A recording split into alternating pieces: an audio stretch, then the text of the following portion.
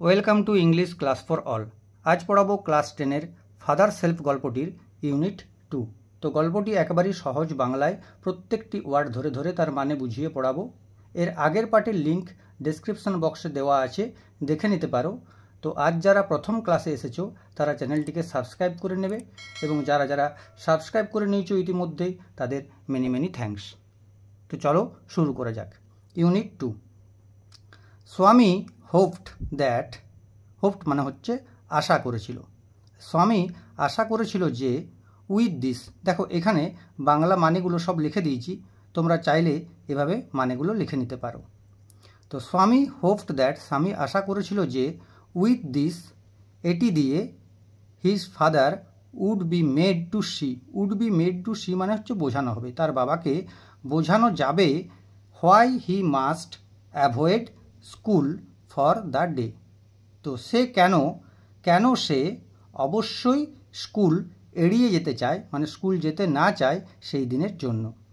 But father's behaviour মানে হচ্ছে ব্যবহার বা আচরণ, কিন্তু তার বাবার ব্যবহার বা আচরণ টুক মানে নিল অ্যান আনএক্সপেক্টেড টার্ন। আনএক্সপেক্টেড মানে হচ্ছে অপ্রত্যাশিত, মানে যেটা আগের থেকে সে ভাবেনি। সে ভেবেছিল একরকম, তো হয়ে গেল আরেক রকম। আর টার্ন মানে হচ্ছে মোড়। হি প্রপোজড, হি মানে হচ্ছে স্বামীর বাবা, প্রপোজড মানে হচ্ছে প্রস্তাব দিল, টু সেন্ড এ লেটার, যে সে একটা চিঠি পাঠাবে উইথ স্বামীর হাত দিয়ে, টু দ্য হেডমাস্টার, স্কুলের হেড স্যারকে। নো অ্যামাউন্ট অফ প্রোটেস্ট মানে প্রতিবাদ, নো অ্যামাউন্ট মানে হচ্ছে কোনো ধরনের প্রতিবাদ ফ্রম স্বামীর কাছ থেকে would make him change his mind. His বলতে তার বাবার মন কোনোভাবেই চেঞ্জ হবে না, যাই স্বামী প্রতিবাদ করুক না কেন। বাই দ্য টাইম মানে সেই সময়ের মধ্যে, বাই দ্য টাইম মানে সেই সময়ের মধ্যে, কোন সময়ের মধ্যে না, স্বামী ওয়াজ রেডি, যে সময়ের মধ্যে স্বামী প্রস্তুত হলো, টু লিভ ফর স্কুলে যাওয়ার জন্য, father had composed a long letter. Composed মানে হচ্ছে লিখলো, রোট।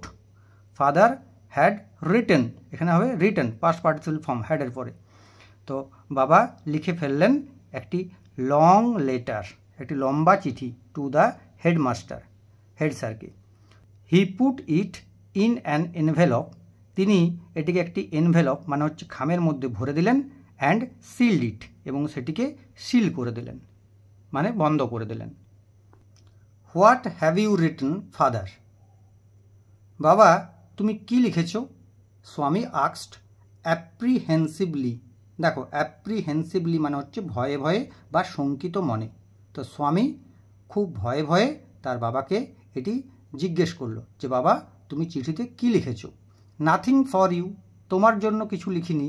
Give it to your headmaster, তুমি তোমার এটি প্রধান শিক্ষক মহাশয়কে দিয়ে দেবে, and go to your class, এবং তোমার ক্লাসে চলে যাবে। হ্যাভ ইউ রিটেন এনিথিং, তুমি কি কিছু লিখেছ? অ্যাবাউট আওয়ার টিচার স্যামুয়েল, আমাদের শিক্ষক স্যামুয়েল সম্পর্কে তুমি কি কিছু লিখেছ চিঠিতে? ইয়েস প্লেন্টি অফ থিংস, হ্যাঁ অনেক কিছু লিখেছি। What has he done father, বাবা তিনি কি করেছেন? Everything is there in the letter, চিঠিতেই সব কিছু লেখা আছে বা চিঠিতেই সব কিছু বলা আছে। Give it to your headmaster, তোমার প্রধান শিক্ষক মহাশয়কে এটা যে তুমি দিয়ে দেবে। স্বামী ওয়েন টু স্কুল, স্বামী স্কুল গেল। স্কুল যেতে যেতে ভাবতে লাগলো, ভাবতে যাচ্ছে স্কুলে, that he was the worst boy, যে সে হচ্ছে সবচেয়ে বাজে ছেলে অন আর্থ, এই পৃথিবীর সবচেয়ে বাজে ছেলে সে। কেন ভাবছে না, হিজ কনসায়েন্স, তার বিবেক, দেখো কনসায়েন্স মানে হচ্ছে বিবেক, বদার্ড হিম, তাকে বিরক্ত করতে লাগলো। কারণটা কি? কারণটা জানতে পারবো আস্তে আস্তে। He wasn't at all sure, সে ছিল না, আদৌ শিওর ছিল না, নিশ্চিত ছিল না।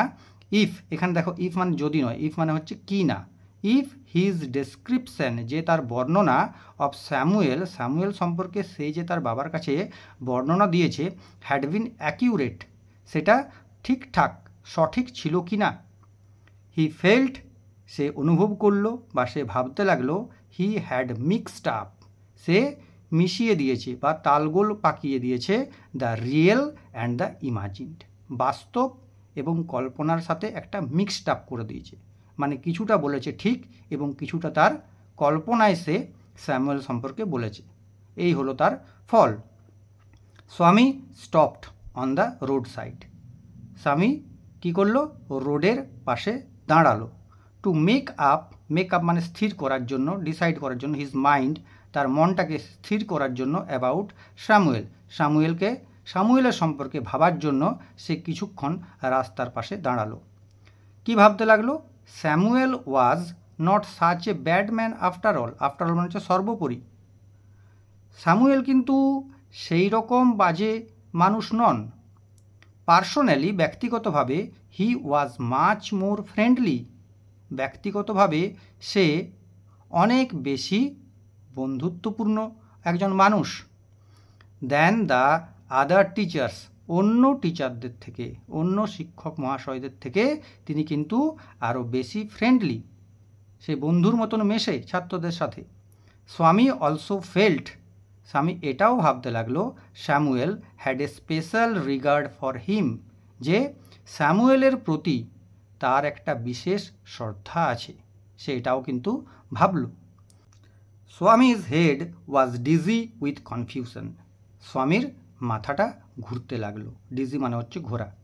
উইথ কনফিউশন মানে হচ্ছে তার মাথাটা পুরো, মনটা পুরো কনফিউজড হয়ে গেছে, যে সে ঠিক করলো না সে ভুল করলো, সে কি করবে এখন, এইটা ভেবে ভেবে সে পুরো কনফিউজ হয়ে গেল, তালগোল পাকিয়ে গেল তার পুরো মাথাটা, এবং তার মাথাটা ঘুরতে লাগলো। হি কুড নট ডিসাইড, সে ঠিক করতে পারলো না। If Samuel really deserve, Samuel সত্যি সত্যি যোগ্য কিনা। The allegations made against him in the letter, চিঠিতে তার বিরুদ্ধে যে সমস্ত অভিযোগ লেখা হয়েছে তার যোগ্য কি সত্যি স্যামুয়েল, তার যোগ্য সত্যি সত্যি কি।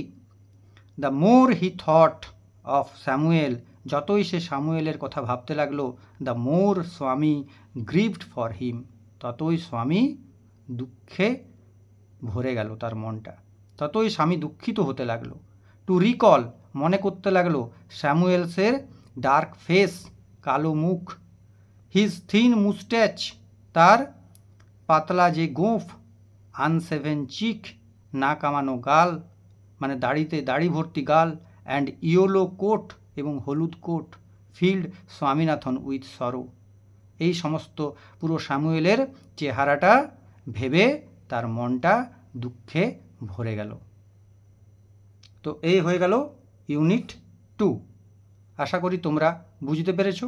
ভালো লাগলে অবশ্যই চ্যানেলটিকে সাবস্ক্রাইব করবে এবং এটি শেয়ার করে দেবে এবং একটি লাইক করে দেবে। আর যদি কিছু বুঝতে অসুবিধা হয় তো অবশ্যই কমেন্ট বক্সে কমেন্ট করবে।